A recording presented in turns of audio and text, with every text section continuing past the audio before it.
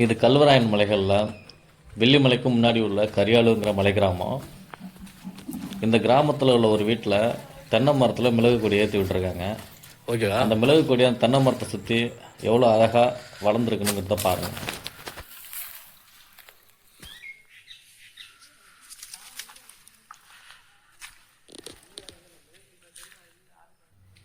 எல்லாம் நல்லா கொத்து கொத்தா அழகாக காய்ச்சிருக்கு.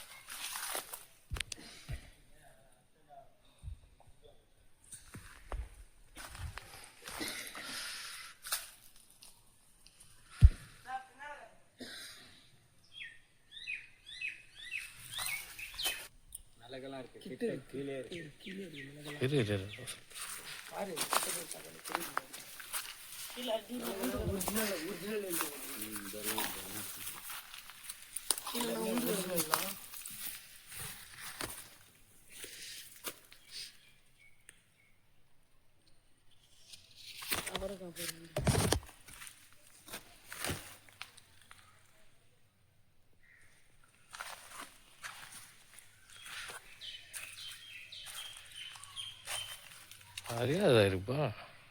அது நிறையா இருக்குண்ணா.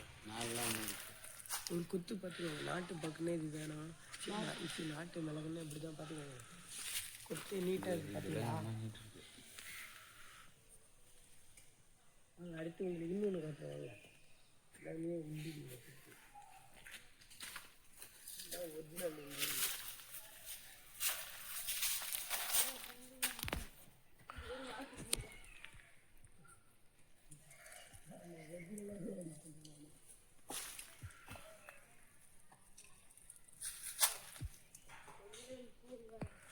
ஒரிஜினல் சோசியல் மீடியாவிலேருந்து வந்திருக்காரு. சரிங்களா? இந்த இயற்கையை பற்றி அவர் ஒரு வீடியோ மட்டும் எடுத்துன்னு போவார். இது வந்து ட்ரெண்டிங் ஆகும். ஏன்னா அந்த காலத்து பொருளை தான் யூஸ் பண்ணி பாரம்பரியமாக வாழ்ந்தாங்க.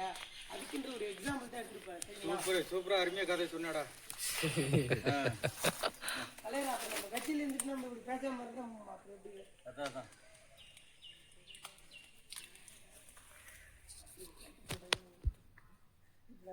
தெளிவாக புரிஞ்சுருக்காங்க. உனக்கு தெளிவாக புரிஞ்சுருக்காங்க. இதே போல் நம்ம வீடுங்கள்லேயும் மிளகு கொடியை வளர்க்கலாம். அது எந்த மரமாக இருந்தாலும் பரவாயில்ல. மரம் இல்லைன்னா காம்பவுண்டில் ஏற்றி விடுங்க. காம்பவுண்டும் இல்லை அப்படின்னா படல் எதாவது வச்சுருந்தீங்கன்னா படலில் ஏற்றி விடுங்க. படலும் இல்லைன்னா பந்தல் அமைச்சு அதில் ஏற்றி விடுங்க. ஸோ எப்படி வளர்க்க முடியுமோ அந்தளவுக்கு அதை வளர்க்குறதுக்கான முயற்சி எடுத்து வளர்த்திங்கன்னா மிளகுங்கிறது உணவில் கண்டிப்பாக சேர்க்கப்படுற ஒரு விஷயம். மருத்துவ பயனுள்ளது, கண்டிப்பாக பயனுள்ளதாக இருக்கும். அப்படியா? சரி வேணா. இப்படி மருத்துவ குணங்கள் அதிகம் உள்ள அந்த மிளகை நீங்கள் கடையில் வாங்காமல் வீட்டிலே வளர்த்து நீங்கள் பயன்படுத்துனீங்கன்னா எல்லாருக்குமே நல்லது. அதுக்கான முயற்சியை எடுங்க, பயன்படுத்துங்க. இப்போ மிளகோட பயன்கள் பார்க்கலாம்.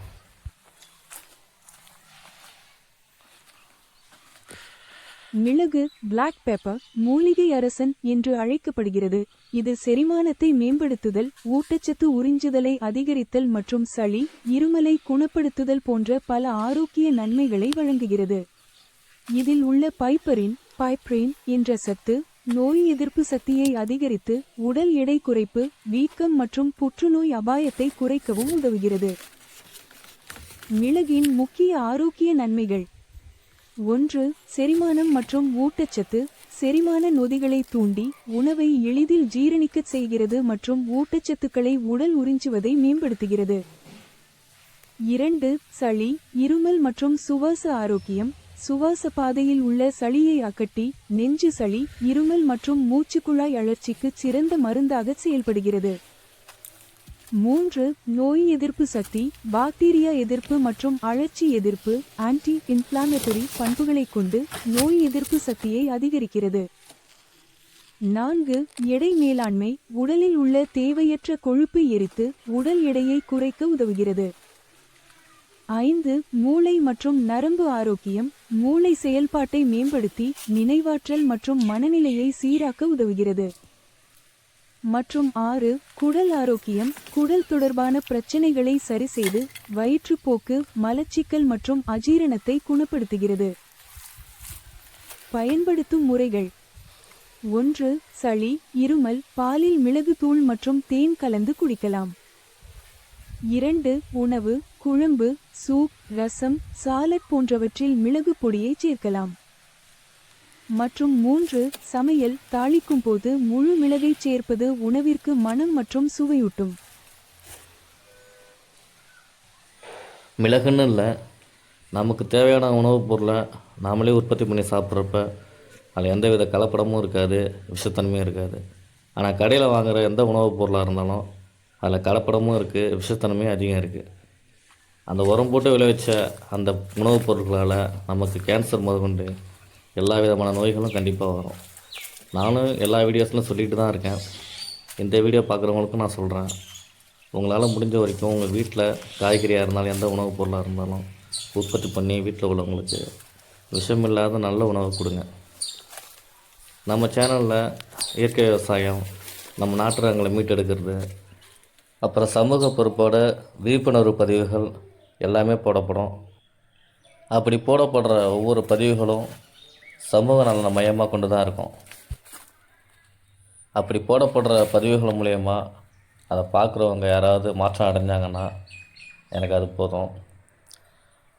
சரி, நம்மளும் இந்த மாதிரி மிளகு கொடின்னு கிடையாது, காய்கறிலேருந்து எந்த உணவுப் பொருளாக இருந்தாலும் வீட்டில் உரம் போடாமல் வளர்த்து அதை வீட்டில் உள்ளவங்களுக்கு கொடுக்குறப்ப அது எல்லாருக்குமே நல்லது, உங்களுக்கும் நல்லது. கடையில் வாங்குறதுனால நம்ம நோயை தான் விலை கொடுத்து வாங்குகிறோம். அதனால் சின்ன இடமா இருந்தாலும் பரவாயில்ல, நானும் எல்லா வீடியோவிலும் சொல்லிக்கிட்டு இருக்கேன், ஒரு கண்ணாக இருந்தாலும் பரவாயில்லன்னு சொல்லிகிட்டு இருக்கேன். முயற்சி பண்ணுங்கள். முயற்சி பண்ணி முடிஞ்ச அளவுக்கு வீட்டில் உள்ளவங்களுக்கு உரம் இல்லாத கலப்படம் இல்லாத நல்ல உணவுப் பொருட்களை கொடுங்க. இந்த வீடியோ பார்க்குற யாராக இருந்தாலும் இதை முயற்சி பண்ணி செய்யுங்க. சின்ன பசங்களுக்கு இந்த சின்ன வயசுலேயே இயற்கை விவசாயம்னா என்னென்னு சொல்லிக் கொடுங்க, அதை கற்றுக் கொடுங்க. வரும் சந்ததியருக்கு நம்ம நஞ்சிலாக உணவு கொடுக்கணும், அதுக்கான முயற்சியை நம்ம கையில் எடுக்கணும். எல்லா வீடியோவிலையும் சொல்கிறத தான் மறுபடியும் சொல்ல போகிறேன். நோயின்னு ஒன்று வந்ததுக்கப்புறம் ஒன்று ஒன்றா தேடி தேடி போய் சாப்பிடாம வருமுன் காப்பது தான் சிறந்தது. முன்கூட்டியே உங்களுக்கு தேவையான உணவுகளை நீங்களே உற்பத்தி பண்ணி கலப்படம் இல்லாத விஷம் இல்லாத நல்ல நம்ம நாட்டு ரகங்களாக உற்பத்தி பண்ணி சத்தான உணவுகளை சாப்பிடுங்க. அதுதான் உங்களுக்கு நல்லது, உங்கள் குடும்பத்தில் உள்ளவங்களும் நல்லது. கண்டிப்பாக செய்யுங்க. இப்போயே ஸ்டார்ட் பண்ணுங்கள், அலட்சியப்படுத்தாதீங்க.